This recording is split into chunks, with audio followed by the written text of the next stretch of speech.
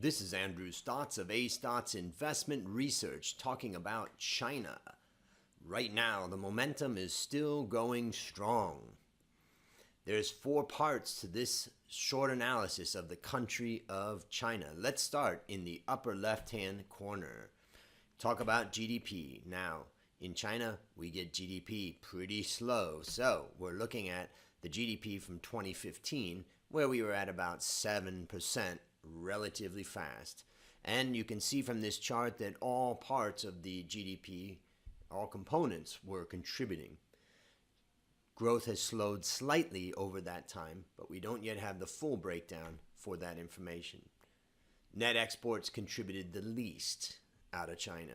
Let's look at the next part of this, and what we can see is that the population at almost 1.4 billion people, and the 2016 final GDP number we can see is about 11 trillion US dollars, and GDP per capita is an amazing $8,000 right now.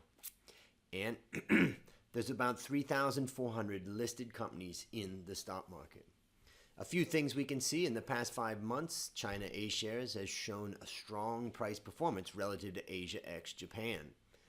And that's the yellow line. And analysts forecasts that earnings are expected to grow above Asia ex-Japan over the next couple of years. Right now, forecasts are a rebound in 2017 at 27% and 16 and 17 or 18% in the next 2 years.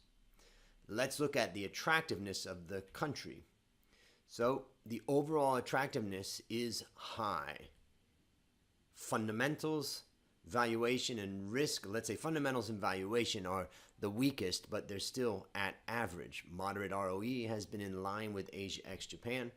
Valuation is average. It's relatively expensive on PE and dividend yield basis. Momentum, well, strong price momentum and second highest EPS growth momentum in Asia.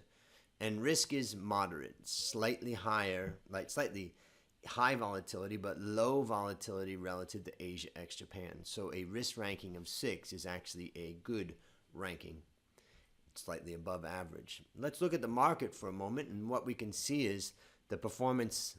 First, let's look at the top 3 sectors.